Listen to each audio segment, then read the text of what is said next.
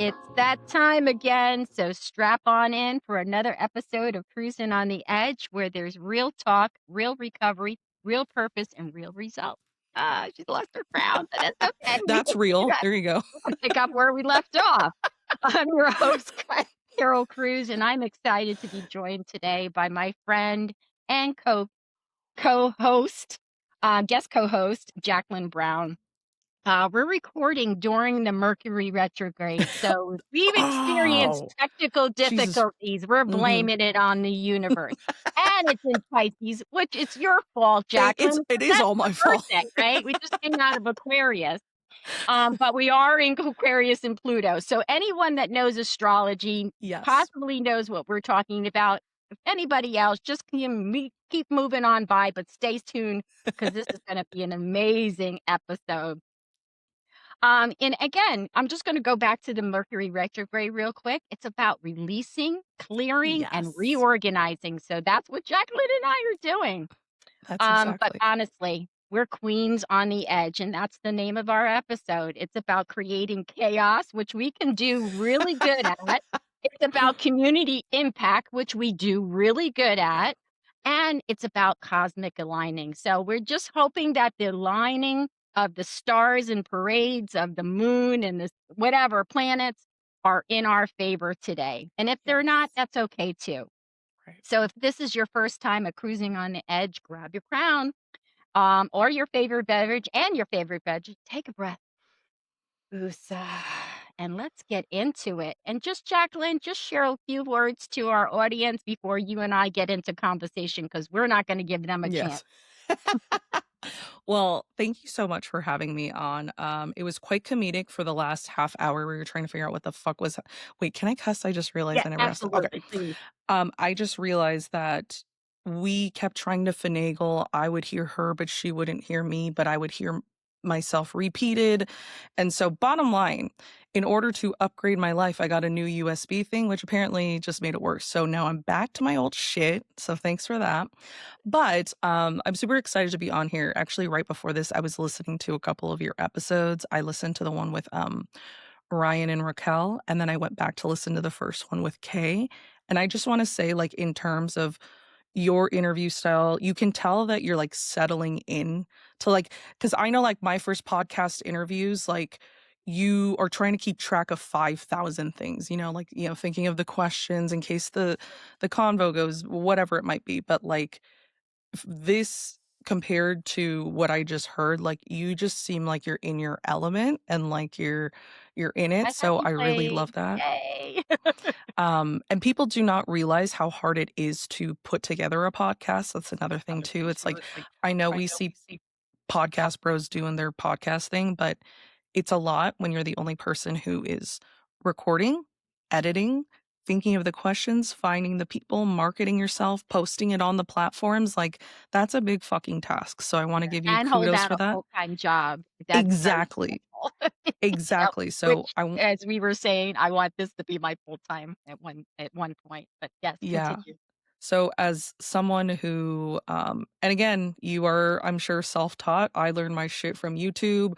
I literally got the book Podcasting for Dummies. Like I was just like Oh, I yeah, need to figure out how I to do borrow this that? because we kind of discussed this before one of the times we tried to record about not being taught certain things. Like some things are not innate to us. And so for some of us like you and I, we had to teach ourselves a lot of things Right. and so, we get in this mode where it's easy to learn things for us. It's easy to do that, but that's kind of like our response because we didn't have the luxury of someone teaching us. Yeah. So, I do Yeah. think we've earned these funny thing, I don't have a crown. I literally don't I have a love crown, which your is house. insane. Yours is a crown. Anything you put on I your got head this in that New brings you Orleans. joy is your Yes. crown. Absolutely. Yep. Yes, and what Jacqueline was referring to with my therapy session this morning, my therapist showed up with a again, I don't know the name. I should, I am Black and white, but there's a lot of things I missed out in Yeah. growing up in my culture, and, that really took me to that place to, sharing with her that I didn't have an auntie, I didn't have a grandmother, Yep. I didn't live down south, even though that's where my family derive from, and to teaching me so many things in my especially my gravitation to drugs and alcohol were really, learned on the street. My Yeah. mother was in her alcoholic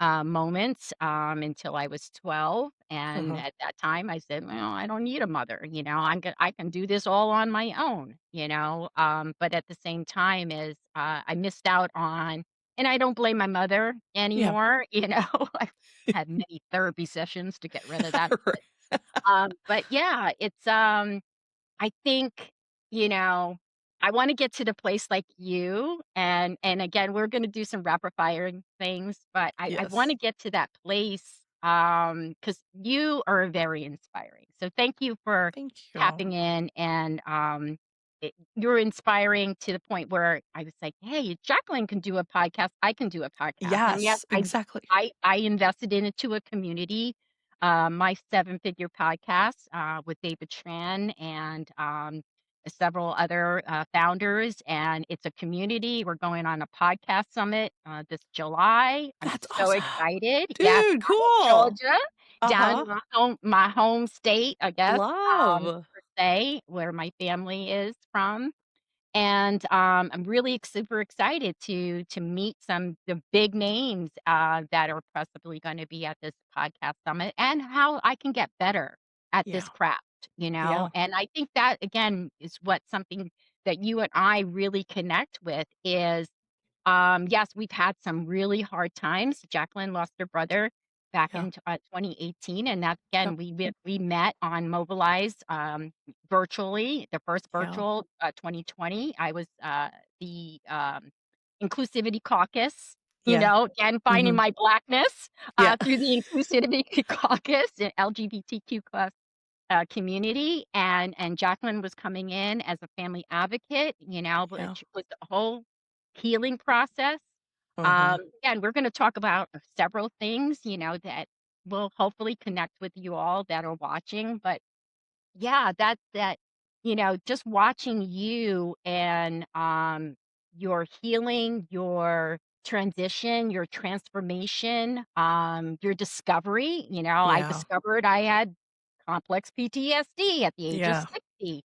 You share a lot about ADHD and neurodivergence, Yeah. I can't remember It's the longest word ever for us. I Yeah, okay. know, right? And neuro. I'm just a neuro, neuro at Right. ADHD. Um, but even just watching that and then watching you in your podcasting, and also your relationship with your husband Yeah. and in your love for your dogs and your losses. Yeah. I just watch that, Yeah.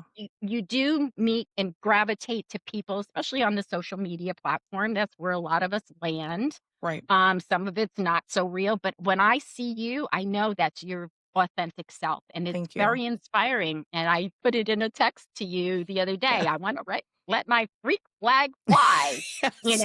and you're my teacher. Yes. Because seeing you even post pictures in lingerie and you just look so Mhm. beautiful. And I just, I want to get there. I don't Yeah. care how old I get. I'm going to Yeah. get there. I don't care how much flab is hanging off of here Yeah. and how long. Exactly. I just had a mammogram yesterday that crushed Yep. my boobs. I'm like, they're just getting down to my knees. Like, Yeah. I don't give a fuck anymore. And that's what I love about you. It's like, Right. yeah, you say what you got to say, Right.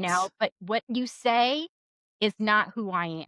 Yes, exactly, exactly, and I think that's, first of all, thank you for saying that because I honestly hate when people say not everything you see on or everything you see online's fake, everything's fake, and it's like, it's not. Some people do curate it to only show the highlights, and Mhm, that's fine. You can use your social media how you want.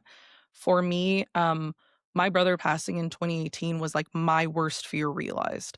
So up until that point, he had been in active use since like 2010, and so for that time frame, a lot of it was me masking to appear like everything's good because to everyone else, I'm newly I just had moved up here and I'm now with this boyfriend who now just proposed to me in Alaska. And now we're gonna have this great wedding It's and we're going to gorgeous. Italy on our honeymoon. And there's all these things where everyone's seeing all of this. And Mhm. in reality, I am now practicing a potential intervention with my brother, and I'm doing all these things behind the scenes that no one can see. I'm getting information from his friends that he might be trafficking. You know what I mean? Like there's so much behind the scenes that I did not put out on social media. The first like vulnerable thing that I did post on social media is regarding my weight. My weight has been an issue my entire fucking life since the age of 5. Like you're in the whatever percentile, you're in like the 90, you're heavier than 98% of the fucking kids. So it's like weight has always been a prevalent thing in my head. I mean, like, and so many people don't understand like your diet culture is probably even fucking worse, but like our diet culture was like slim fast on the go, drink soup from a can, you know what I mean? Oh, Dexedrine. I had a white Yes. mother. She was buying me Dexedrine in the corner Right. store, and I Mhm. was popping them like, there was no tomorrow. Yeah, Right. And it absolutely. was one of those things where I didn't realize it, but at the time when Jordan and I got together, I gained like 50 pounds probably within the next year or 2. Yeah, you gain married when you get married, you get Exactly. comfortable, And right? Yeah. and and you gain that weight, and I couldn't understand, I'm like, "Why am I gaining so much?" But it was also when my brother's substance use was ramping up a lot. Yeah. So, I found food as comfort. You're in a great mood, you eat. You're in a shit mood, you eat. You're in Mhm. an okay mood, you Everything don't circles need to. around Exactly, gatherings, family gatherings around mhm, food, that's it. funerals, weddings, S so you're getting parties, 2 birthdays. different, messages. You're getting why are you fat and you need to eat. So that was always very conflicting for me. So I at first the first thing I opened up in general was just around weight and how I wanted to lose weight for my wedding. I think a lot of women will have that aspiration, but for me, a lot of sometimes the shit that I do is driven out of pettiness. So, for example, I'm going to the gym, I'm on the treadmill, whatever, and I see someone online post about how and mind you, this was at the beginning of the year. Our wedding was in October. So Mhm. I remember seeing someone say something along the lines of, I can't wait till January's done or till people forget about their New Year's resolutions because there's so many fat people taking up all the treadmills and all that. And I was like, That's "Mm, horrible. okay." Ugh, So it's like you think we're disgusting because 'cause we're fat, and then we try to do something for ourselves, and you think we're disgusting because 'cause we're trying to do something for yourself. So out of pure pettiness, because my husband at that point, he liked to run half marathons and marathons for fun. alright. Well, which now I tracks tell with his. I don't mean to interrupt, but Yeah. I did tell you there's a runner that runs by my house here that I swear to God is Jordan. I swear That's where I he think goes in I the said day. that to you once, and I so Yes. wanna stop this dude and take his picture and send it to you, and I Why meant are to do you on that. this side of the earth right now? Jordan, But you know? but, like, he used to run for fun. It makes sense now because we now understand he has ADHD, so that makes sense to work out your shit, that's why you like to run. It was a Yeah, consistent release routine. all that energy, release. Exactly, so that made sense. I didn't understand why someone would do it for fun. But Mhm. he was training to, run a half marathon, and I was like, fat people can do half marathons too. So I literally up until leading up to till my wedding, I lost about 30 pounds. All of Mhm. it was really Zumba. Love Zumba. I don't care what anyone says. Me too, Dancing into has Zumba. always been so healing for me. When I was in my club 21 days, Mhm. Wednesday, Thursday, Friday, Saturday, I am convinced that my mental health appeared to be okay in my 20s because I had so much somatic healing via dancing because I would just go out, dance it out, dance it out. And then in my 30s, because I got married at 30, it became more obvious that sure, I can lose weight. Now I'm 30 pounds less. My brother's still addicted to heroin. I still have all of these things going on. In regards to my marriage, now it's like the possibility of my brother moving in because he might go to rehab. So there's all these things I was juggling behind the scenes. And it wasn't more so because I wanted to hide my brother. It was I didn't want people to judge him. I don't want people to pass judgment on him or us, my family, me, but also I didn't feel that's my story to tell about, "Hey, my brother's struggling, so therefore I'm struggling." You know what I mean? It didn't feel right for me to talk about that. So, my biggest fear was always getting that phone call. I would go to movie theaters and every 10 to 15 minutes, I'm checking my phone. I'm making sure there's no missed calls. So, like, we had talked about this idea of CPTSD, never occurred to me.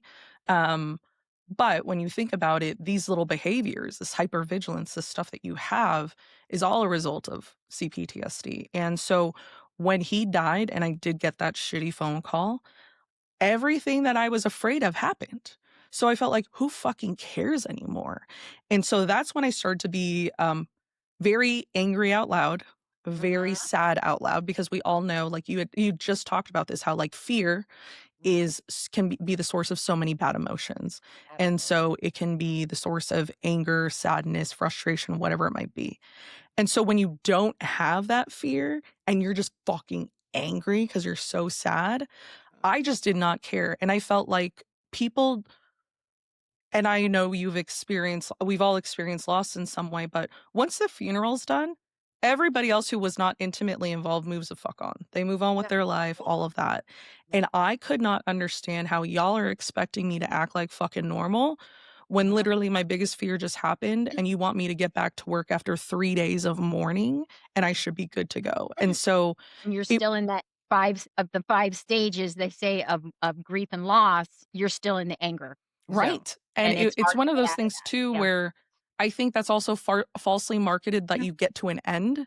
It's just Mm. a cycle, Just like it just recovery. keeps going, Yeah, and you hit so, your bottom and all of a sudden no, like, not everybody has to acceptance. hit a bottom. Right, I can accept that I did all that I could. I can accept that there were things that I wish I should have been more educated on to have more compassion. I can't You shouldn't. accept that he's not here because I still go to reach to call him, text him, whatever. Yeah. But he is here because spiritually, like, that motherfucker shows me signs all the time, and that's what made me think initially too, like, I'm And you losing my told me mind. that he and I share the same birthday. Yes, and that's the other thing too, like, I've always been a woo-woo person. I'm a Pisces, so, like, I've always loved the woo-woo, I've embraced it, but not anything beyond just, like, the horoscope, you know? And Right. then I started to dig more into it, like Right. you had mentioned, the planets, the houses, all this other shit. I'm like, Yeah. "Oh my fucking god." Like, this person they're describing, like, when I first got into, I'm like, "That's not me." Me now? Oh, that's me. And Oh, so I that's think right. a lot of people kind of will go, "Oh, well, that's not real," but it's like it gives you an idea of what your ideal self in Mhm. harmony and peace can look like, what you in a flourishing state can look like. And so when I start to allow the woo woo in, like for example, I think 2 weeks after my brother passed, I got in touch with a medium. I've never used a medium in my life, and Okay. that opened the door to maybe there is something beyond this. I had fallen out of religion. I was raised Catholic. When you get into a situation where there's substance use, this whole idea of, oh, God has a plan. What fucking Mhm. plan? What do you Mhm. mean? Why are you Or putting my brother addiction is a sin, exactly. you So know? it's like Yeah. I'm getting pray to God, but also your brother's shitty person because he's not following God. You know what I mean? So you're getting Right. these conflicting stories. And so the woo woo has always made sense. Like things you can't explain, like things are just magical. And that motherfucker he gives me signs still. It's been 7.5 years. And so once I realized like this fear of like, I'm never going to have contact with him again. We have our contact. It's not in the way I would like, but you then just start to let everything else unravel because everything broke in your brain. Everything fucking broke. Like nothing made sense. Things I could do before, I can't do. Things I used to not do, I do all the time. And I don't think people realize how hard that is, especially after losing someone, but you lose yourself. You lose everything about who the fuck you were because you can't go back to that. And Mhm. that's the biggest annoyance is that people would insist, like, oh, one day you'll get back to normal. Mhm. Nothing is fucking normal about what just happened. So Yeah. I really had to learn to reframe a lot Yeah. to not drown in my own depressive shit, you know? Yeah. Yeah. There's so much that you said, and I'll start with, disordered eating or eating disorder, Yeah. and I also had, a mother that was, I mean, literally one of the places that we lived in several places Mhm. throughout New Jersey and then gravitated here to Connecticut. She was a pure astrology, like, at least she had Astrology Today, and we had stacks of it, No stacks shit. of Uh-huh. old astrology. We since, gotten rid of them, they'd probably be worth something Yeah, today. no shit. But, yeah, I should have kept those damn God things, damn it. along with those little hobby little ornaments my mother had that were so annoying. There's collected whatever, I Mhm. digress. But her, I came in 1963, into civil unrest, Renaissance in Mhm. Harlem. She meets this, attractive, suave, debonair black man, Mhm. who worked at a dry cleaners, but he also was a seamstress, or a seamster. I don't know Oh, how to cool. put Mhm. it as a male. Mhm. um, and he taught her how to drive and so on and so forth. And she had lost her first child, which was a girl, was Mhm. her daughter at the age of 19. She was traveling with my sister and brother's father, who was in the military. He was in the army. And so they were living off base, they were camping, out Yeah. west. And my sister, passed of pneumonia at the age of 1, and, Wow. and it was in the hospital. She had caught in a cold and went into the hospital and never came out. And she's buried somewhere in El Paso, Texas. I don't know exactly where. But I realized that trauma, which became Mhm. complex trauma for my mother, just continued escalating to where she Yeah. became an alcoholic, and then I followed in her footsteps. But early on, before she stopped drinking, she didn't graduate high school. Later on, when she got sober, she went back to high school, back to got in her GED. Mhm. And, but she, took waitressing jobs. Mostly she worked for Guy Lombardo, who anyone that Yeah. on this call that knows Guy Lombardo, he was always the New Year's Eve king in New Yeah. York City, right? Before the fireworks were set off. And, she yeah, and again, she was very much gravitated to the lifestyle my father had, which I'm learning, through my mother's eyes, in regards to, going to the Cotton Club and different, the Apollo and things places where white women weren't supposed to be going, because Yeah. it was black only. And, I imagine my father and her both got, some looks. Yeah.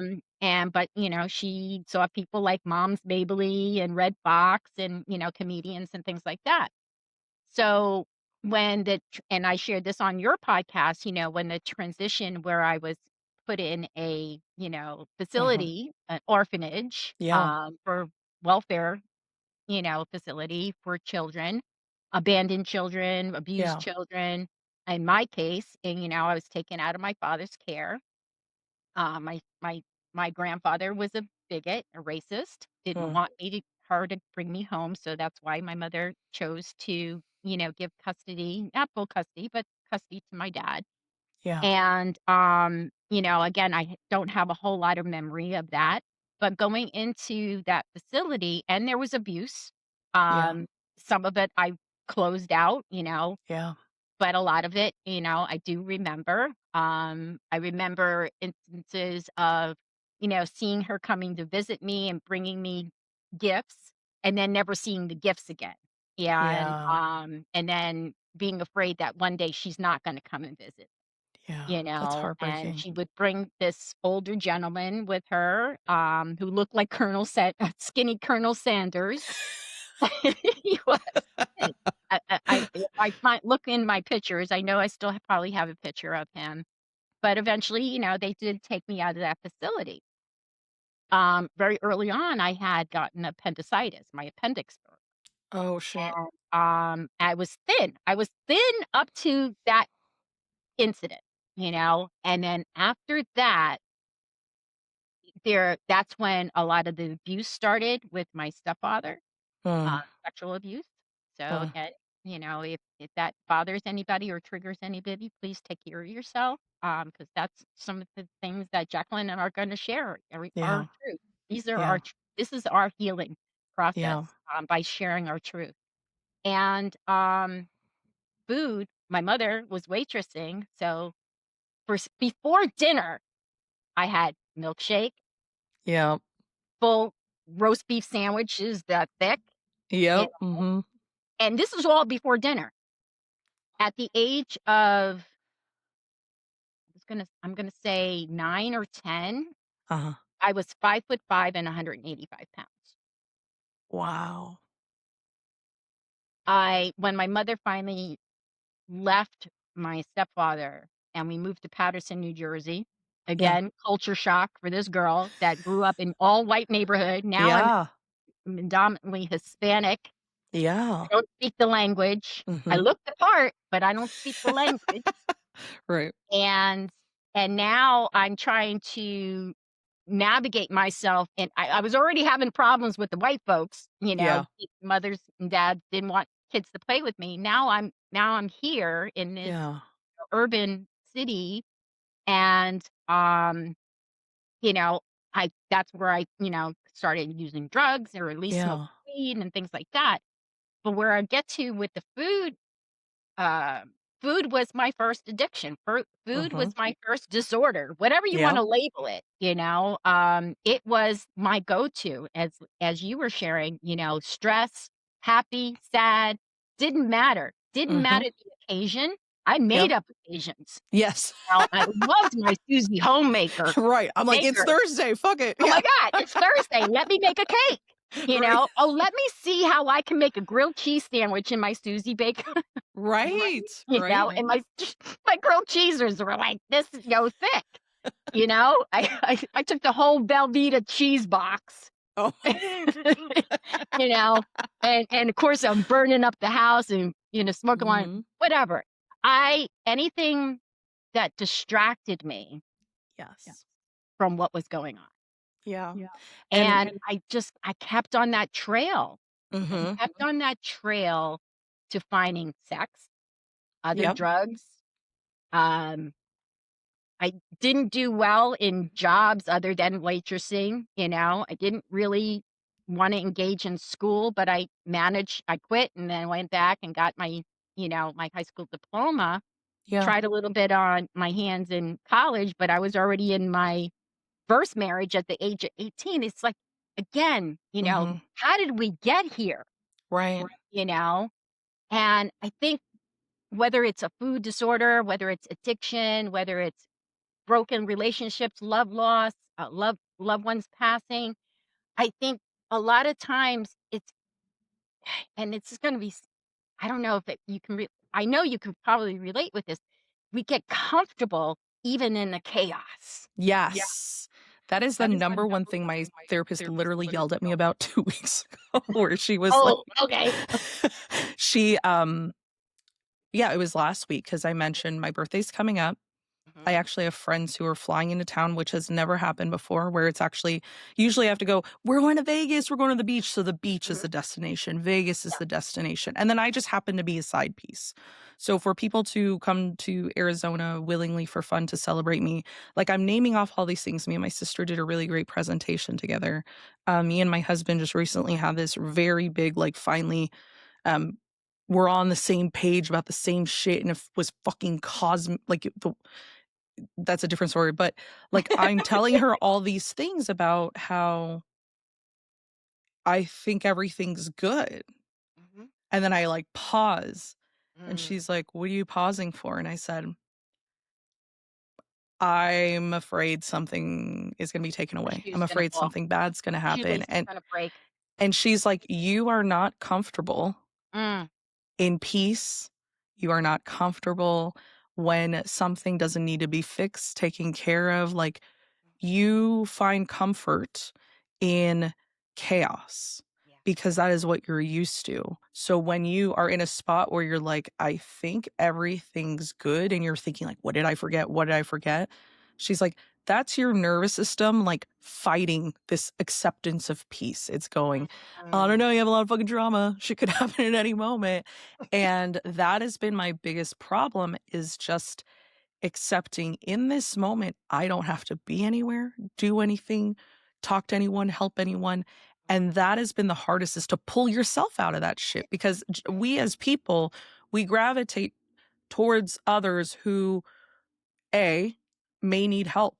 And so then we get pulled into their stuff because our normal disposition is to want to help, to want to engage, to Perfect. want to. And that's a condition that we Exactly, yep, because people caregivers, pleasing. women. Yep. Right. I want you to like me. I will know if we I'll make take friends. care of you. I'll R forget about me. Fuck me. I'll Exactly. put me on the back Fuck, burner. Let me take care of I'm you. a people pleaser. I don't Mhm. like soccer, but guess what? I know the entire team now. You know what I mean? Like, all this all this shit, where I realized, how many times did I change who I was to make other people feel comfortable about me? Yeah. And I was like, "Oh, wait, that's all the fucking time." Yeah. And like, we have kinda discussed how therapy has been a very big thing. Like, for Yep. me, this May will be 3 years in EMDR, and gut reaction when I hear that is, when I originally asked about EMDR, because as a neurodivergent people, I'm like, "How long does this take? What do I need to do? What are all the parameters? Yeah. How does this You whole need a thing work?" breakdown. Yeah. Exactly. Yeah. How much time can I invest to where I get my max, efficiency out of this? Yeah. And I remember her saying the term 4 to 6 months. So about a Mm. month ago, I was like, "I hope you know that it haunts me that one time in the beginning you mentioned it would take 4 to 6 months, and I know we're coming up on 3 years." And she's like, "I said that as a ballpark. Mhm. However, it really depends on what level of digging, trauma, like, have you ever talked about yourself before? Have you ever dove into this shit that you compartmentalized and packed away?" Yeah. And that is what has taken the longest for me, is to unpack all the boxes I put in my closet of, like, this is shit that we're good, right? We're good.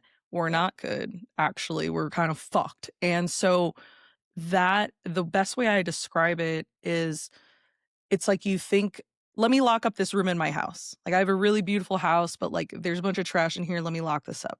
But then mold starts to grow, and now it's Mm. seeping through the vents into the other rooms. Now it's in my bedroom, now it's in Mm. my marriage, now it's in the fucking party I'm trying to host, now it's in my fucking bathroom when I'm trying to take a shit. Now it's everywhere, everywhere. This is invading my brain, like, And and oh so god. I I had to literally fumigate, excavate my entire fucking house, and it was the same with my marriage as well, where it's like a lot of things were built on, "This will get better. We'll figure it out. Well, whatever." And then when one person breaks and can no longer be the people pleaser or the catalyst or the whatever, um, everything breaks. And I don't think people talk enough about how strained relationships can be as you're healing. Because as you're healing, it doesn't mean the person you're interacting with is healing. Perhaps they're still in a very damaged state. yeah. Perhaps they're healing, but they're in a different chapter than you. Mhm. So I think a big piece of my healing too is really understanding that I'm seeing people at different points in their lives. And a lot of things I used to take personally or whatever, it's not that. It's not Mhm. me, it's them doing whatever they're going through, and that's that. But Not everybody's meant to go on this journey with us. exactly, and That not. is a conversation I had with a friend not too long ago, Mhm. and because of what they're going through. And, I'm separated, been almost Yeah, 4 years separated, but we were separated even under the right. same roof for many years of the 24 years we've been married. Yeah. And the realization is that this people come and I've heard this before, people come Mhm. into your life for a season. Yep. Well, what the fuck is a season? Is that Okay? like a Let's, 3-month like, season? clarify that. You're talking to Aquarius and a Pisces right now. We need details. Details, Right. details, details. Location, Mhm. location, location. We need to know, Right. because we're intellectuals, right? Yes. That is another thing that we definitely connect with. We're Mhm. intellectuals, but we use our intellect. My Mhm. mother used to always say, it's either E over the I, the emotions over the intellect. Well, when the intellect is on point, Mhm. like, you need to be on point too. If I need to Yes. be in an intellectual conversation, I need you to hear me. Yes. You don't hear me and you're just like, "Mhm, mhm." Like, I don't have time. You don't Right. waste my time, don't waste your time. But to get to that point with why people aren't meant to come, and this is where the teacher and the student come in. right? Mhm. We hear a lot about that in the recovery, Yeah. around it was probably even before recovery, Yeah. before Dr. Bob and Bill W. and all those people, right? It's like when the student is ready, the teacher will appear. Well, I see Mm. my son, he was my greatest teacher. Now Yeah. that I made a decision, a big decision, because before that, I was I was a hot mess. I was Yeah. in homelessness. I Yeah. was, actively using every single day. I was a sex worker. I Yeah. was doing everything to destroy this Mm. person that you see in front of me. Mm. And then he comes into my life, brings me purpose. Fast forward, he's 31 now, Yeah. has his own family. Yeah. And yes, it's been a challenge Mhm. to integrate myself as still the mom and the grandmom, Yeah. but at the same time is we're only meant to go on a journey. This is where he's not my son. Yeah. Yeah. He doesn't belong to me. Yeah. I learned that through Christianity. I learned that Mm. through, getting myself full body dunk, Yeah. and turning my life over to God, Yeah. and then finding other spiritual modalities. But that's what I've come to accept and also surrender to Mm. is that people come in and out of our life, just like you and I. Yeah. There was, we came together, we came Right. apart, and it just took one of us to say, hey, Mhm. to kind of tap in. Yep. Not that I wanted anything from you or you needed anything from me. It's Right. just that was what works for me these days. Yeah. It sounds very detaching, one which is, again, another, area of myself being an Aquarius. I can Right. attach. Yes. I've Mhm. I've grown to do that, but I've also learned and become aware that when I'm detaching and why I'm detaching, not to analyze myself, but Yes. what is it that I need why I need to detach? And a lot of times, the reason you need to detach is to protect your peace, and to protect what you Mhm, have worked so fucking hard for. And we're so willing to like wreck that in order to help someone else. And so, really, the last couple years, and I've seen it with you as well. I think both of us are in this season of realizing we have poured so much energy into so many things and so many people that was never reciprocated. It was never appreciated. It was tolerated, to be quite honest. And right. so We to just move into showed a up spot because where we fit yeah, the mold or we fit the we box. We check check the we box. yep, Yeah. whatever box you needed checked, I may have Yeah, done that, yeah. and so when you start to realize, "Oh, fuck, I'm building my own confidence that isn't based on external validation. Now I'm building my own, um, sense of worth, my own self-worth." All of this that is happening, when you start to build your own shit, it's more methodical, it's Mhm. more deliberate. It takes more time, and that's where you lose people. People don't wanna take the fucking time to start establishing, "Okay, you may clear out all your shit. Now what are you gonna build as your new Those are new boundaries? Because 'Cause boundaries. Yeah, you've you've leveled your leveled your land. Like, you've figured all word your well. shit out. Mhm. What and putting walls up, and it's not putting walls up in the sense of I'm blocking you out, but what am I not allowing to get in? What am I not going to take in with me? Because I think we're very similar is that things can affect us externally, Mhm. internally a lot. Yeah. And And we again, my only brother disclose what we need to let go yes. of at the time. Yeah. Mhm. And you brought up a great point about, like, coming in for seasons, like, there are things was not willing to process or hear in, like, say, 2019. Like, for example, like, a book, The Power of Now.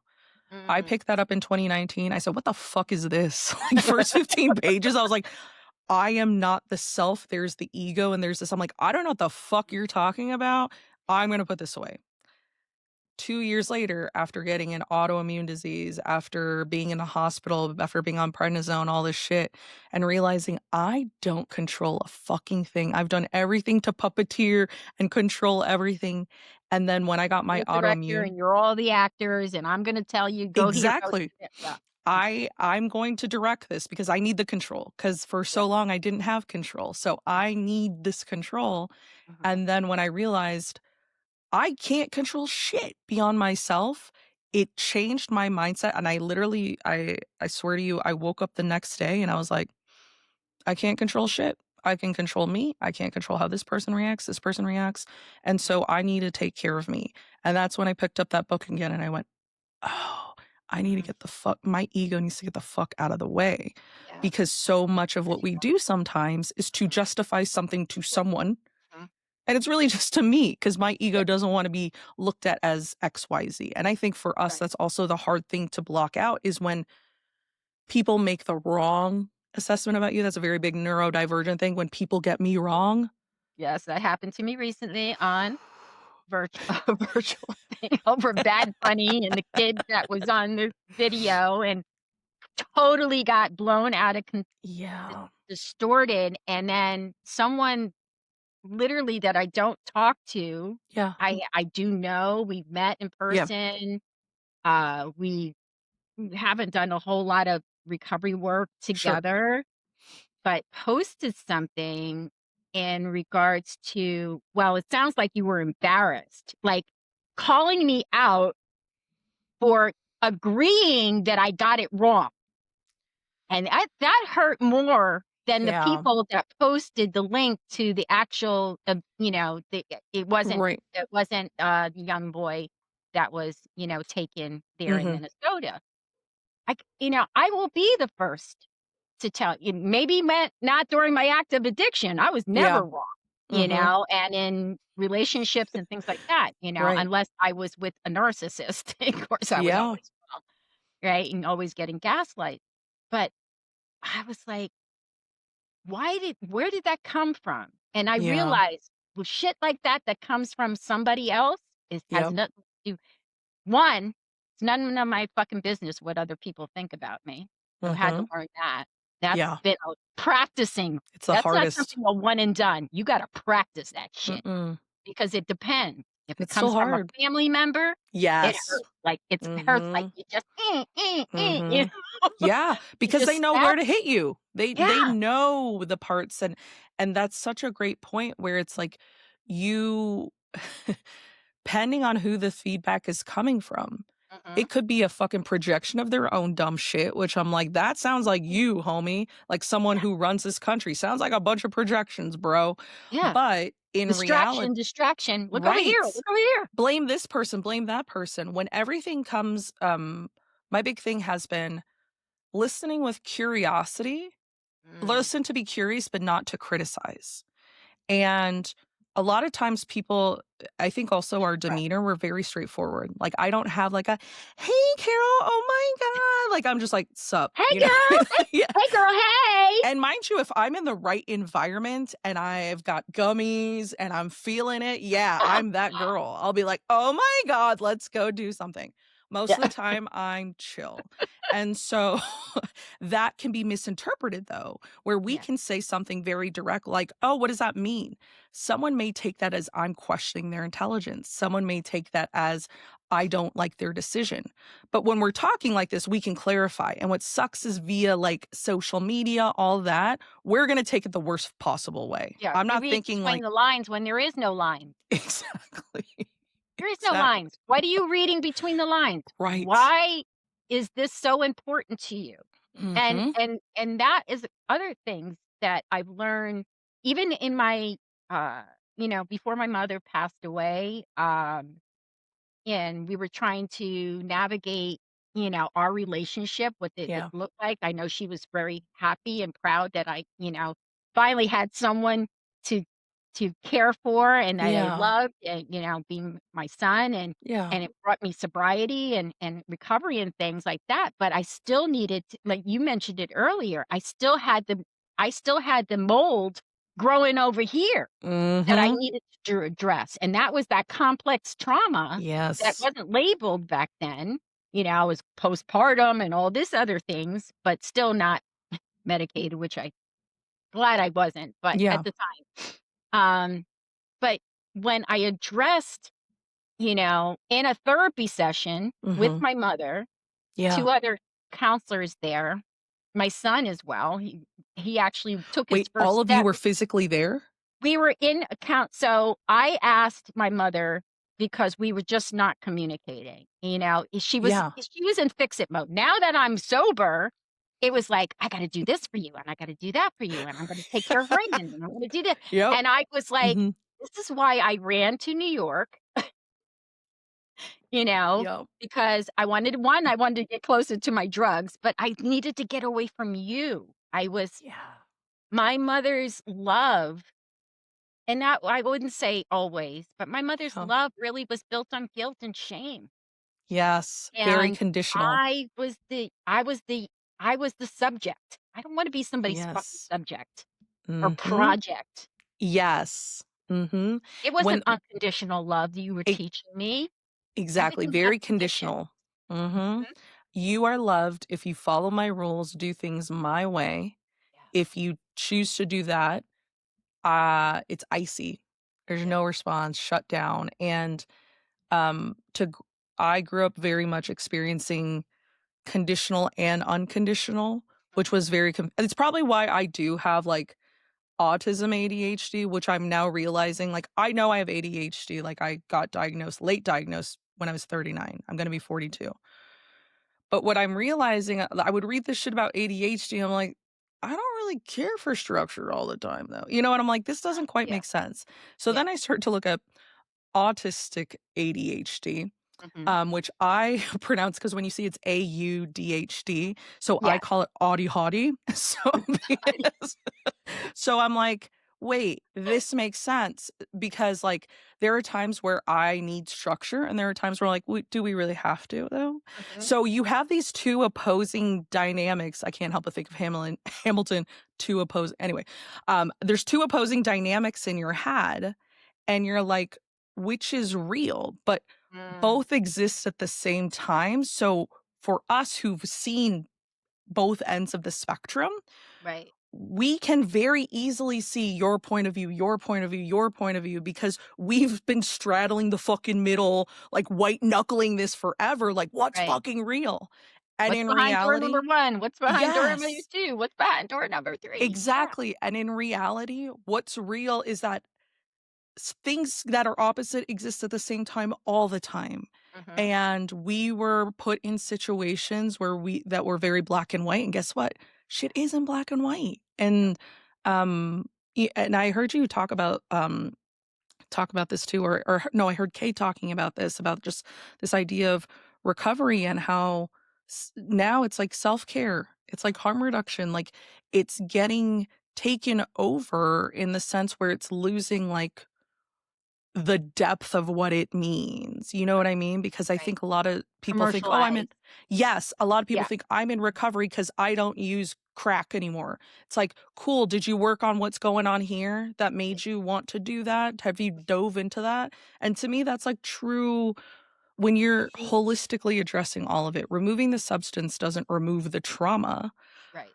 but that's the problem, is that if people are not ready, it's it can be easy to eliminate a substance, but what are Mhm. you gonna do when you're next in a situation that's gonna trigger you? Will you Yeah. still use crack to cope with it? Mm. Or have you worked on your shit to find another coping mechanism? And like you had mentioned earlier, That's a great food, point. huge coping mechanism for me. Yeah. And I Yeah. didn't even know it was an eating disorder. I even felt like a shithead even saying I have an eating disorder because I think anorexia, Disordered bulimia. eating is what I learned Exactly. when I worked with that company when I first came back here from Connecticut, which, again, I thought I knew somewhat about disordered eating disorder, but when Yeah. I heard disordered eating, that made more sense to me with all Mhm. the other, disorders that I was carrying Right. in my bucket. Right. Yeah. Yeah, Yeah. because I had a therapist where I decided, like, I'm gonna see a therapist specifically around food. I use food as comfort. I didn't think this is an eating disorder because or disordered eating because of the fact that I don't make myself throw up. Like, I don't Right. purge. Like, I just Exactly. I Yep. just eat like I a did it, I fucking think, for attention from a eat guy that wasn't paying attention to me. right, so thanks a lot. Now I don't have a Yeah. lunch. But I wanted to look thinner. I was right.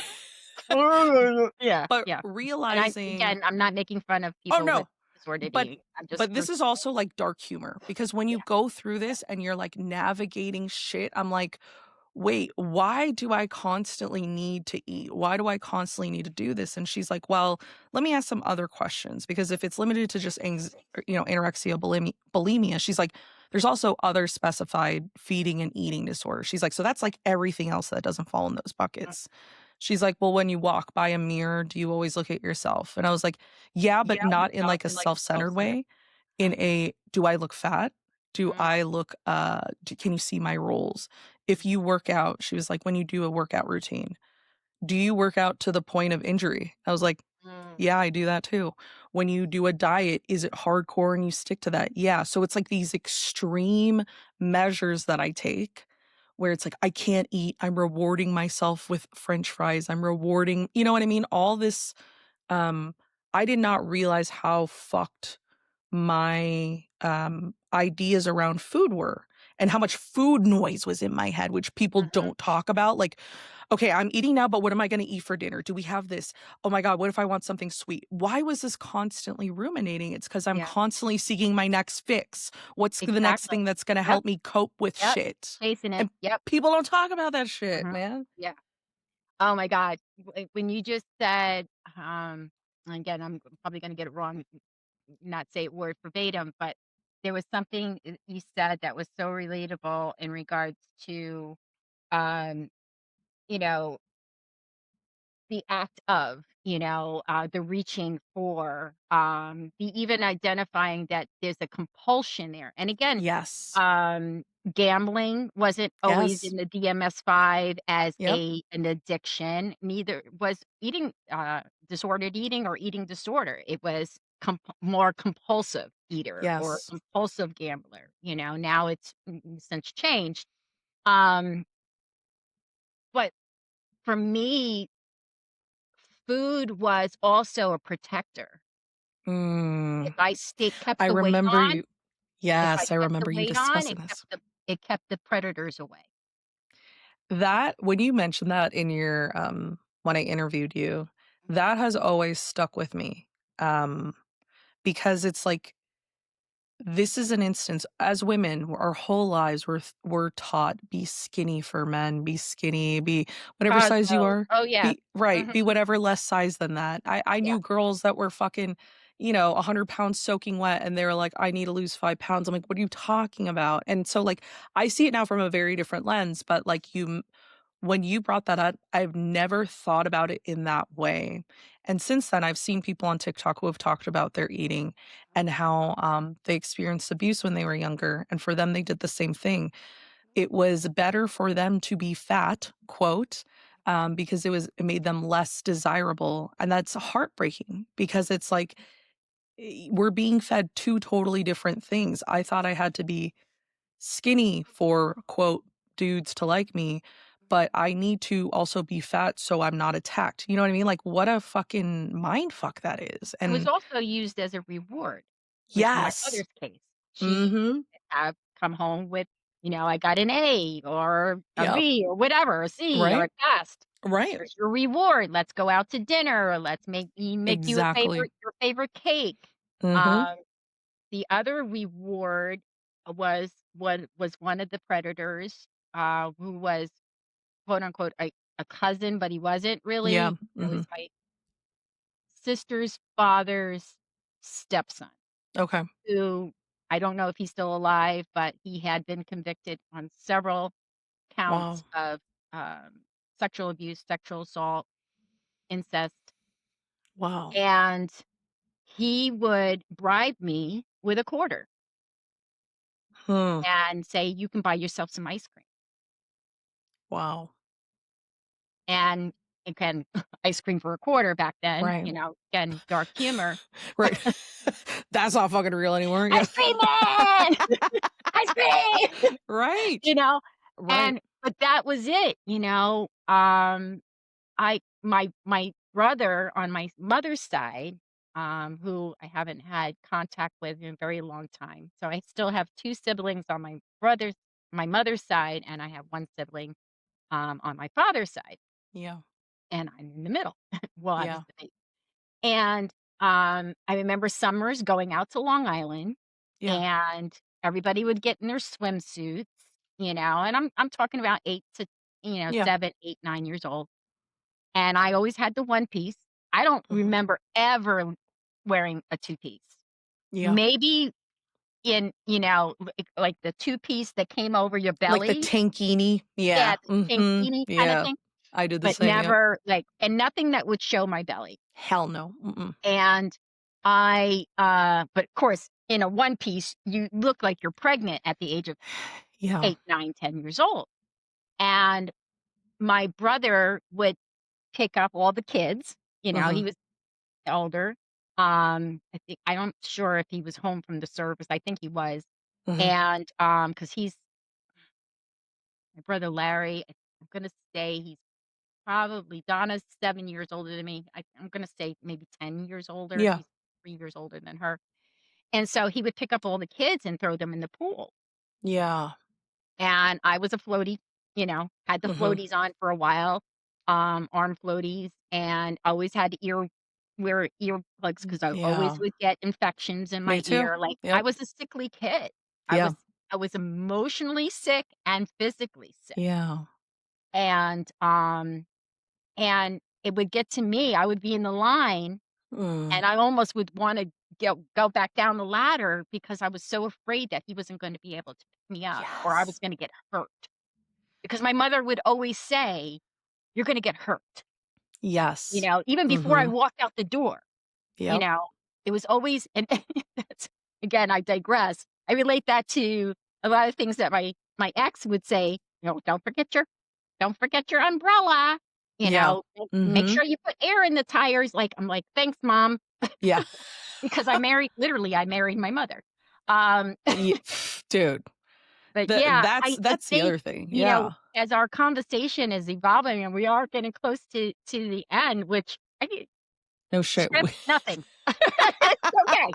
It's all good. We can do a part 2, Right, exactly. um, at some point. But yeah, I love the part in our conversation because, again, it brings up that sense of memory that we have not that I believe we've healed, but we also can share that experience, that lived Yes. experience that may someone that's listening in would be like, "I'm not alone." That's what Yes. really attracted me into finally in recovery was my DCF worker telling me I was gonna be okay and looking at me as like a human being, children and family Yeah. worker, and saying, "How can I help you?"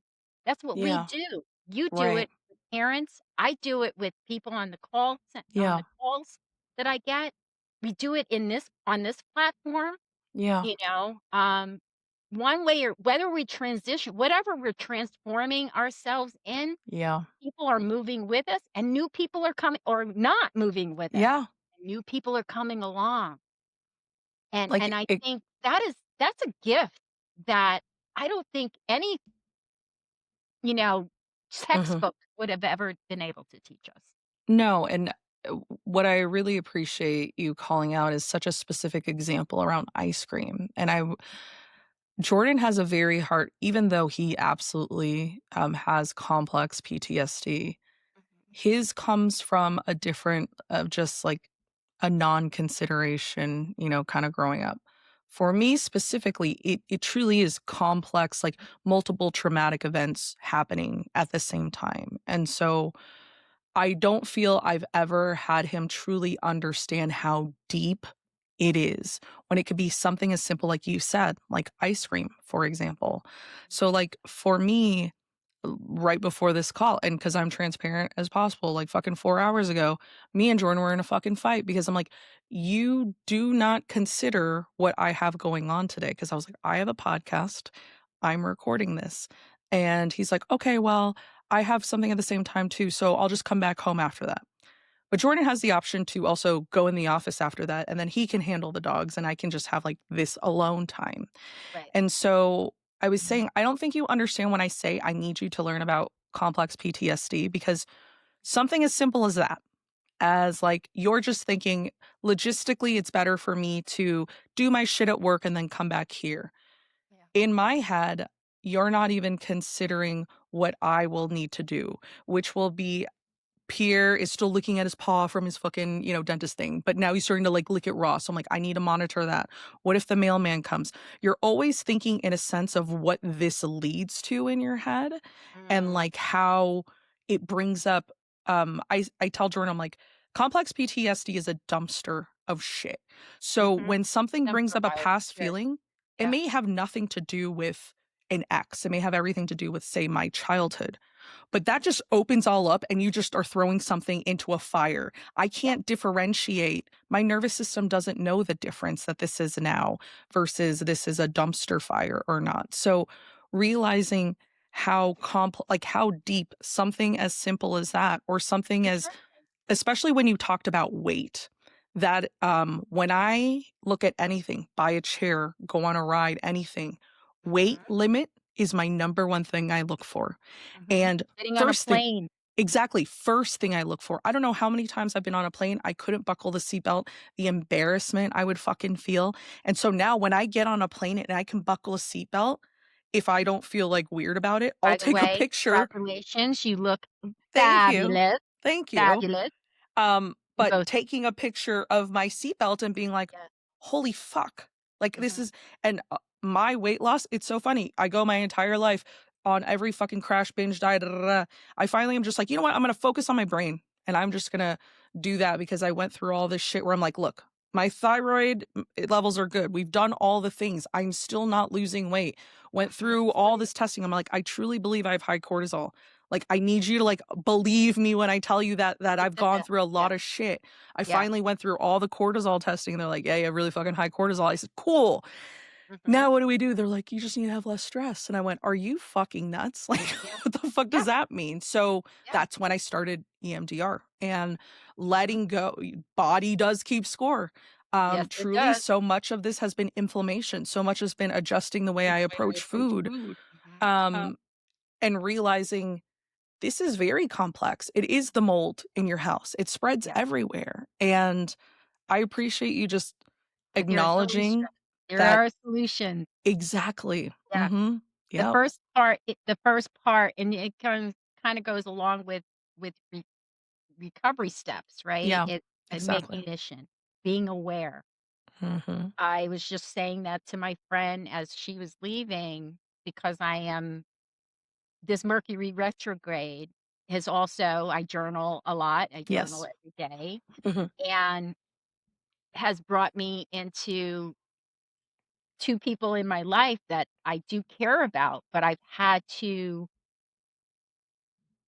couldn't have done it 3 years ago, put it that way, when Yeah. we first I had hear our you. podcast, right? I I wasn't hear you. ready to let go because I wasn't sure what I was letting go with because I thought it was my lifeline.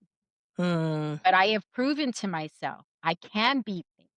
I can Uh-huh. financially take care of things. Yep. Everything I have in my house, just about, I got bought for me. I bought the shoes, I bought the Yep. hair, I bought the dance. You know, And I've seen your place. You have the I've cutest done couch. it. You have the cutest shit. Yes, I love it. You gotta go. Right. You've got to I come know, out. I know. Tell And I've people never listen been to to that. Connecticut. So, Yeah, like, absolutely. water, Yeah, Pisces, gotta hello put it to on your calendar. We'll get you out here. yeah. But where I'm going to is that for me, for new things to come in, for me to be doing this podcast full time, for me to feel secure and letting go eventually of my job, and letting go of the comfort and convenience Mhm. of someone that has been in my life that I do choose to call him friend. Yeah. I'm talking about my ex. I'm not going to go Yeah. around wrapped around the bush, but we're in a relationship of convenience, Mm. but I'm in a Yeah. friendship and I want to just be friendly. Yeah. It's a Yeah. difference, and we can, again, have a whole 'nother conversation around, I wanna be my son's mother, but I'm no longer his caregiver. Spot on. That is so that's why I tell Jordan, I'm your wife. I may be also your best friend, but that's not my main role. I may be a therapist, that ain't my fucking role. I Mhm, may be your binge watch buddy, that's not my role though. My first role is your wife, and that's the role I want to claim. So while I may be various roles to people, which again, like You may have been the counselor role, the let me vent to role for someone. And I was like that for a lot of people. I was the you always know what to do, baby. Okay, everyone dumps on me. Mhm. And that's Oh, for you're so free. good at your job. I don't wanna be good at the Right. job. I want to be good at boundaries and not this is yeah, you know what I mean? So that resonates so much because it's like you have to be in a spot where you're confident and comfortable in what your security level is. And for me, money is security. Guaranteed Yep, money is security. mother Taking a chance on drilled me, it into me. She mhm, taking a married somebody that for financial reasons, not because she loved him, and look what it yes. did. And I think about, maybe before this, all the jobs I took were financial reasons. Did I genuinely want to be a liaison between underwriting and sales? Fuck no, that's so lame. But I saw the money. So every time I'm like, well, let me get 5 grand more, 5 grand more. And in reality, let me get my. By the way, I tried to be you in Vegas a couple weeks ago, trying to and I'm like We need to we gamble were all together. talking about Ryan, Raquel, and Sean. We were like, "We just need to channel some Jaclyn. We're gonna Yes. win. Next time, I'm man. gonna pull the lever. Something's good's gonna come out of this." I lost 20 bucks and I walked. I'm like, "I'm done." But it's so true where it's like you when you're in different environments and different people, it's like I think about other people, like, I'll think about, like, in an instance, I'm like, "God damn, I need to be more like this person right now. I need to be more like this person right now." But We can that's, like channel them. We don't have to be like them. Trust. exactly, and I think that's the thing is I'm confident in my where I am in my life. Was I like that 2, 3 years ago? Fuck no. I'm confident where I am, where if you're fucking shining in your crown, that has no effect on my fucking hat, and what you Exactly. do, No you have comparison. This is not a competition, babe. exactly, and Mm. I'm done with the fucking competitive shit, like, that's all this was mean girl shit. As a fat girl, guess what? I was the most people were mean girl to me. I They only wasn't had you around as an ornament. as the punchline, and I made Mhm. myself the punchline. I Yep. self-deprecated like no one's I can talk so much shit about myself so I easy. was the one black friend you had, and I was safe because I was light Right. skinned, Or I'm, or I didn't half talk that. I Filipino, just but didn't I'm talk not that. because I'm not really Asian, like, the shit that Yeah, people would qualify like, "You're not really yeah, Asian you because you're only ha" qualified. shut the Ooh, fuck up, you know what yes. I mean? So, but I don't think we could be in this spot to where we are confident Mm, in our podcast, in yeah, my coaching and my business and doing workshops. I was not at that space 2 years ago, and you were not either. yeah, And so for us to both be in spaces where we feel empowered to do our own shit, it's mhm, not out of fear, it's out of pure passion and just desire to like if money comes, that would be amazing. right, But we know going into this, you gotta work to get that money, and we're okay with putting in the work for ourselves. How right. often would do we put in work for other motherfuckers? And where Mhm, did that go? Not to yeah, a braise, not to a bonus, not to anything. yeah. So, I But love that. also, I haven't attached if I choose to give money to my son or somebody Yeah. else, I no longer attach anything to it, you know? Yes. It's not like I'm gonna get to see my grandkids a little bit more This if is a deposit on I this, do right. this, but I also said I'm learning to set boundaries, you Yeah. know? If I'm not attaching it or expecting any money back, or not expecting another visit with my grandkids, or Right. Anthony does something and he provides me with money and he's like, "Oh, that's okay, you don't have to," I I just wanna make it clear Mhm. because I've had instances, not with necessarily those 2, but with other people where it came back around, Mm. and, "You remember when I," and Mhm. like, "Wait a minute. Didn't we have this discussion? Didn't I hear the same thing you were speaking and we were having this conversation?" People have these built-in forgetters. I know I have, Yeah. right? You say one thing and you do another. I don't wanna be known as the person of contradiction. Yes. The way my therapist That's an describes it addiction is in itself. I keep score. And Yeah. I would always keep score. I'd be like, "This motherfucker 3 years ago, you wanna know what I fucking did for the" you know what I mean? But Somebody I did don't it to me the other day. I'm like, "What?" so it's like I said, "Thank you," and I'm like, "Yeah, I put right. it out there publicly," and they're like, "But you didn't respond," and I said, I didn't know I had to acknowledge you privately." and I felt bad, but then I'm like, "Why am I feeling bad?" It's and that's how you know you're healing, because usually we'll stay stuck in that we feel bad. "God, I Yeah. fucking made someone mad," but now you're like, "Wait, that's not my responsibility, that's your fucking job to speak up and Right. say some Ball's in shit." your court.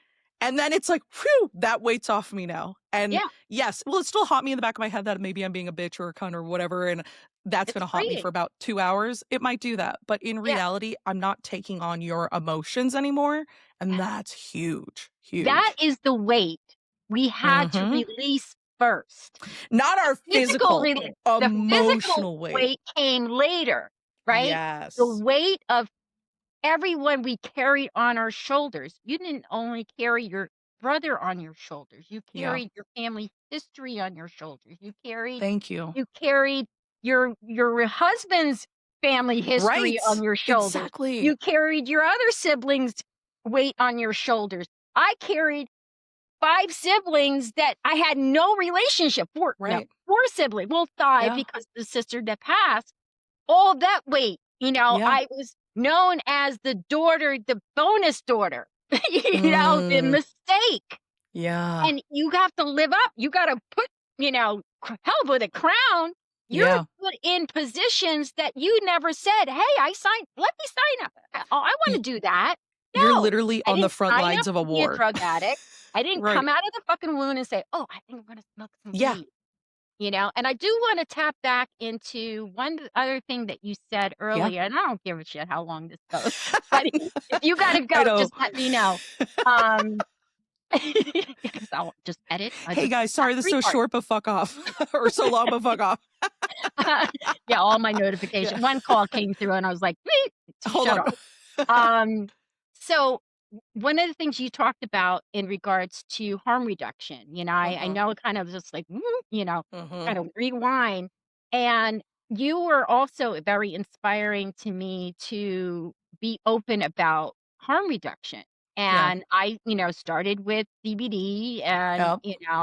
and again, I didn't want to get on opioid or Yes. a psychiatric drug because Yeah. of the psychiatric shit chaos that I All was the side going effects. through Mhm.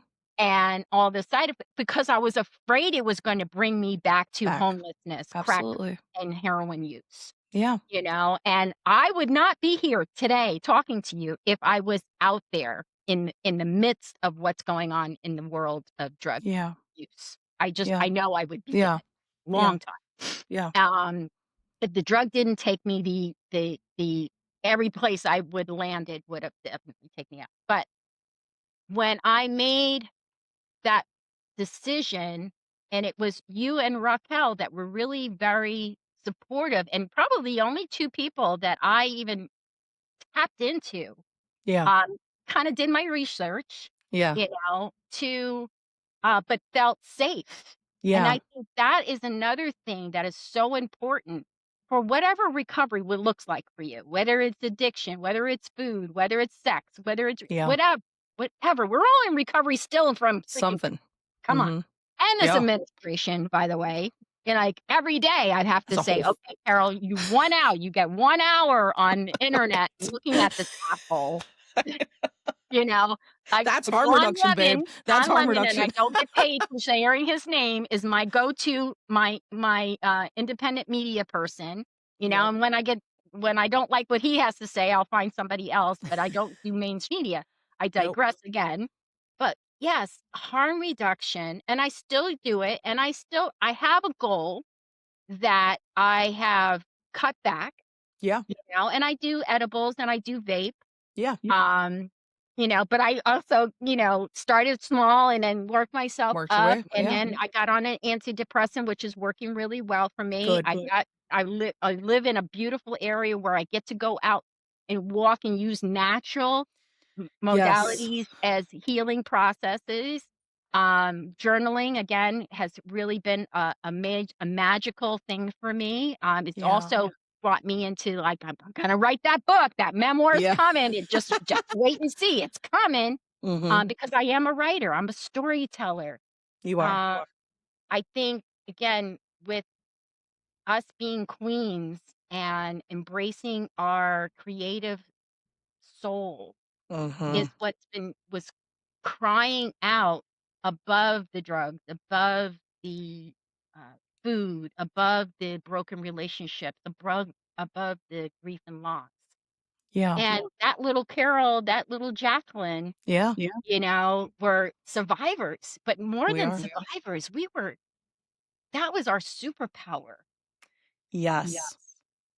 It's, with harm reduction and just to go back to, like, what you were saying around that, this idea that using cannabis and for me, my brother was the biggest pothead from, like, I don't know, age 16 and on. So every time I would Oh, fucking he was come a late home. bloomer. Y I yeah, started so 12. I would come home, this motherfucker would be watching Planet Earth, like, "Look at these whales, dude," you know what I mean? So I'm like, okay." So I would just he would always Xanadu was insist. my go-to. Right? And so my coping mechanism was alcohol, and he and I would get into these debates, which I get it now, but I'm like he Mhm. would say, "I much prefer cannabis because I feel more in control," and I was like, Mm, "That's insane, that's crazy," and mind you, me, my drunk ass, like, yeah, blacking out, forgetting I didn't do whatever. good with alcohol. No, I was and horrible. for me, it was I didn't realize my binging again, it's all related to trauma. It was all me. I didn't know how to act anymore. I Hey, didn't know who the fuck I was. So, um, cannabis for me, like, once I started to work on my mental health after my brother passed, after my autoimmune, I went on an antidepressant because based on what I told my therapist, that's the best she could gauge. That's mhm, my own fault for not revealing all the information for right, her to get a proper diagnosis. I trust think that's another thing too. me.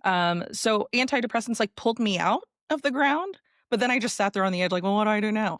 Yeah. So then it was like, okay, the ADHD piece, but then also anxiety has always been prevalent in my life. And Xanax is one thing I refuse. Like, that is something my brother, as time went on, became very reliant upon, mixing with things. And so, and again, he died using opioids and Xanax, you know? And so, that was so strongly in my system that I don't want to be on pharmaceutical drugs, but I'm wound the fuck up and I need to chill out. So I even went to my doctor and I said, look, what do you think about cannabis? Do you think this is going to have the opposite effect for me? And she said, I'm more open to you trying that versus trying Xanax first. So do that, see what you think. Which is which sucks because my brother would have loved this version of me. Not that he didn't love the prior one, but this Mhm. one's so less responsible in the sense of I'm always like, hey, are we going to get in trouble or not? Like, I'm way more chill. I'm way more everything. But for me, I use cannabis daily. I used to have to qualify that with, well, I have a medical card, and because I have CPTSD and I have anxiety, I would have to give a resume of shit of what I do. But no one gives me a resume if they vape, and I'm like, oh, you're vaping? Why do you do that every day? You know what I mean? Like, why Mhm. am I doing this? So if Yeah. I am Quit not drugs, you ex- quit smoking exactly. cigarettes, why are you doing that? And I'm like and I've gotten some backlashes and some Hmm. weird looks from people, and I'm like, "You know what?" Again, I'll go right back to that. People coming in and out of your life for a reason, and And people will show you who they really are and how if you loved me before, hmm, yep. but now this has changed how you feel about me now. Like, I've learned some things about my husband since we've separated that Yeah. it doesn't yes, I'm like, okay," but it's just yeah, It just yeah. provides a different It perspective on it them. You know what I provides a mean? different perspective. Right.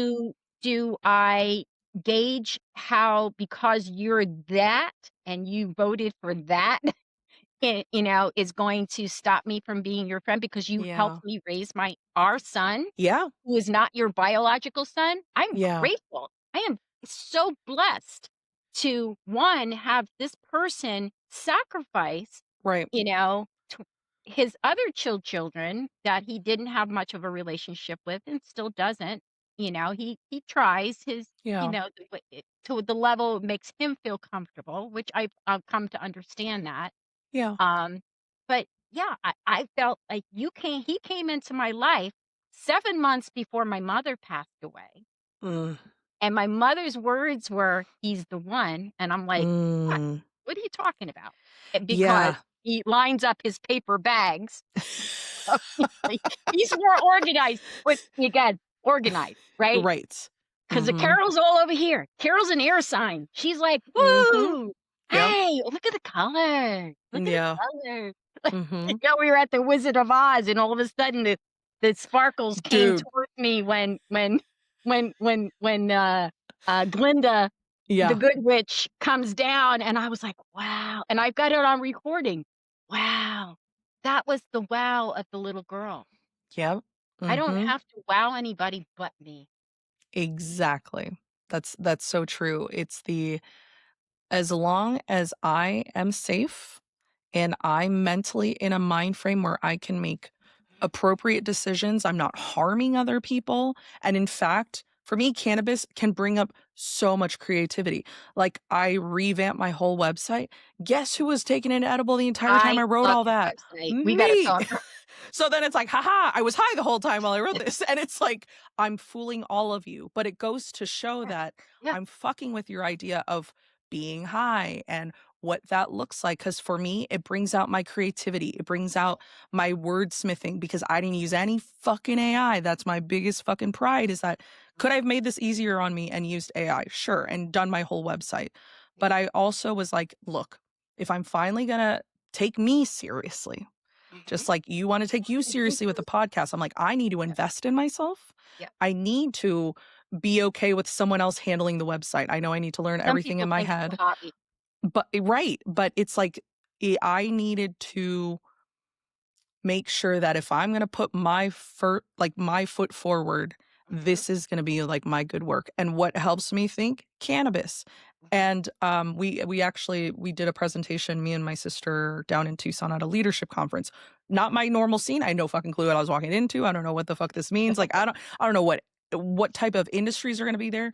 Yeah, Thankfully, one of the first people I met worked in a nonprofit, so I was like, "Oh, fuck, thank God you speak my language. Isn't this, like, stuffy?" You know what I mean? So, like, I could be like, oh my gosh, like, I feel like I'm am I too loosey goosey because I'm not in the corporate space? mhm. But in our presentation, our big And thing you're was you're there representing with your sibling, and you wanna make exactly a good impression. exactly. So I'm like, God, they're gonna think we're fucking potheads. But right off the jump, my sister's like, yeah, so I left the corporate world, a year and a half ago. She's like, yeah, so I mean, I've been having fun with my bong. I hang out and like every gets a laugh. And I was like, I'm just saying, when you have your own business, I don't drug test myself and I don't drug test her. If we need to have creative sessions, it's a smoke session. And I said, and I know that doesn't look traditional, Yeah, but it fucking works for us and mhm, it works for us to get our shit going. Because when we create something, guess what? It makes sense. It works. And if you can't create while using cannabis, then don't fucking use cannabis. But yeah, we had two separate males after the fact come out and said, "Thank you for showing that like people who use cannabis are also still really smart and successful and can do shit." And I was like, a man is telling me this, so automatically I'm like, tell me queen, more. I'm queen. Tell me more, Dress that man. crown. You know I am. But Yeah, he's like, "I that's the way I chill out." He's like, "And they make you think like, oh, you're a pothead, you're lazy, you're this." And it's like he's like, "Some of my best tolerance can come from the fact that, hey, mhm, let me just hang out. I know I'm going into a situation that might trigger me. Like, mhm, let me just chill my nervous system." And so I used to apologize for using substances and now I don't. I don't if I get to a point and I have multiple people in my life, you know what to do. You know when mhm. I'm not in my right space and when you need to check me. And so Yeah, I have those safeguards in place. Thankfully, I'm my biggest alarm system. Like if it gets past me, then that's a problem, but I'm mhm, the first to identify it because also neurodivergence, you're very self-aware. And so yeah. for you, I'm sure a I'm lot of probably this has neurodivergent, I just haven't been yeah, labeled that yet, exactly. And that's the thing is diagnosed. we feel that, you know, official diagnosis or official this, but it's like we know Mhm, our brains work different. Like we right. talk to neurotypicals. I'm like, why did you see that? What do you mean you're not asking questions? Like we want to know I how things suppressed my work. weirdness for the longest time, and I was miserable. And Miserable. Aquariuses are my fit because 'cause they're weird. They're the weirdest my brother's fucking weird. The me and him were conspiracy theorists at ages 8 and 4, Around you know it, what I yeah. mean? But I mean, like, Dance around the house, Aquarius singing, talking to that myself. energy is just like, I'm independent. I don't give a fuck what you think. I have an Aquarius Venus, which is like Venus is like they say to Mm, dress your style should be like your Venus. And yeah, so I've been dressing Aquarius, meaning like, I don't give a fuck what you think. If you don't think I should be wearing this, then you don't wear it. So I've Yeah. really been diving into colors and form-fitting things and things that I That's where I went next. typically would not Mhm. gravitate towards, but I'm tapping into my Aquarius. I'm like, "So, yes, one day I can look prim and proper, and the next day I'm like I look like Heavy Adam business, Sandler," you know? and you could see that what did they say? What's that song? "And never, never forget you're a man, I am a woman." My brain went Come to A home in Lady the in the Streets or A Freak in the Sheets. That's where yeah, my some brain went. that one too, that one too. No, Yeah, that I'm works. old school. I'm thinking about the fry it up in the pan and never, never, never, never forget you're a man, 'cause I'm a Fuck, woman. you're gonna have to send that to me. Angelique. It I was an don't know. Angelique commercial for perfume. You're like, "How But don't you know this?" Oh, wait, it was a perfume commercial. yeah. So until I got through the words, right? Because it's like, and you see people singing. I'm a person. I'll be singing in the car, but I'll be making up my own words. Well, Right. that was it. Yep. But I just want to tap into something you said that I have also had to educate myself Mhm. and educate families and individuals in recovery. Because again, I don't say I'm clean. Because if I say I'm Yes. clean, then I must have been dirty. So Mhm. taking language, I Mhm. know Aaron had done for many, many years, he did for Faces and Voices, he did a whole series Training. on Yeah. language, right? In regards to, we're not druggies, we're not addicts, we're people in drug use or Mhm. substance use or so on and so forth. Families are families that have been affected, not enablers, and so on Right. and so forth. But you use the word high. Mhm. And this is what I had a problem with on getting on methadone 30 Mm. years ago, because it was the words that I heard from a 12-step program. Oh, you're just substituting one drug for another. No, I'm Mm. taking a prescribed medication that is saving my fucking life. That And part. oh, no, you can't start your recovery until you get off that drug. No, I'm starting my recovery. My recovery date is September 26, 1994. I didn't get off of methadone until December Yeah. 6th, 1994. And I was forced to get off of it because to get into a women and children's program, which I could have freaking Yeah. died. Yeah, you're Insane. forced me off of medication. And we know as harm reductionists, right? We also talk about the other modalities of medication management, which is so important. Yes. This is what I had to learn. I'm not using this medication to get high. I'm not Mhm. using cannabis to get high. Mhm. Cannabis is either helping me de-escalate or bring down the volume Mhm. because everything outside of me is so freaking loud, Mhm. right? Am I using it as a crutch? Absolutely not. I use it as needed, not even, or if it was prescribed that way, that's how I would utilize it. But my first alternative, or I use it for sleep because I just had 5 fucking calls of Yeah. crises that I can't get out of my head, like we were How talking can you shut when your your nervous system earphones, down? you kept hearing an echo. That's what I do. I hear Mhm. my ears vibrate. When I get off those calls after 8 hours, I can't get rid of, and I'm gonna You get can't. emotional, some of the Yeah. chaos, 'cause it re-traumatizes me.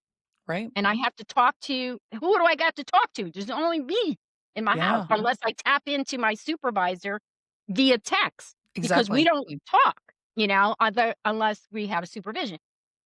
But again, changing the switch when somebody accuses us of getting high or Mhm. misusing or you're in denial, I go, "This." Mhm. Yes. Okay? Because if I was a cancer patient and I needed certain Mhm. medications, you wouldn't be judging me. No. If had heart disease or high cholesterol or diabetes, which I was pre-diabetic and I had to I got on Ozempic. Now I Right. maintain on Ozempic Which to is have great. my weight down, Yeah. but I don't use it every week. I Right. just use it as a maintenance. That's the Yeah. same thing I do with cannabis. Right. Use it as a maintenance, not as a Mhm. crutch. Do I want to not have to pay for it one day? Yeah, it would be Am I nice becoming an amateur because, grower in the I next year? have to kind Perhaps. of budget it in, but if I Yeah. don't have the money, I'm not Yep. like, "Oh, oh," Exactly. Right. I gotta get Right. it." I'll continue to use that's why you have multiple practices Yep. on what works for you. This is your recovery. This Right. is my recovery. This is whoever we're coaching or Right. whatever. But sharing that frees people It because does. how many people have died? When I shared with a mom the other night because her son, she's in another state and her son Mhm. is in the state in which I work. And she shared about what drug he was on, and she wanted to get educated, and I wasn't able to educate her so much on that particular drug because I'd never Yeah. used it, Yeah. but what I did educate her on is naloxone, Mm. and then connected her to Crisis Mobile, who could continually educate her. By the Yeah. end of the call, she was de-escalated because she was all up here, Fantastic. and Yeah. she also and again, this is where I kinda had this backwash of, like, when she said, "You're really good at your job." And I was Mhm. like, "Thank you. I don't look for that." Yeah.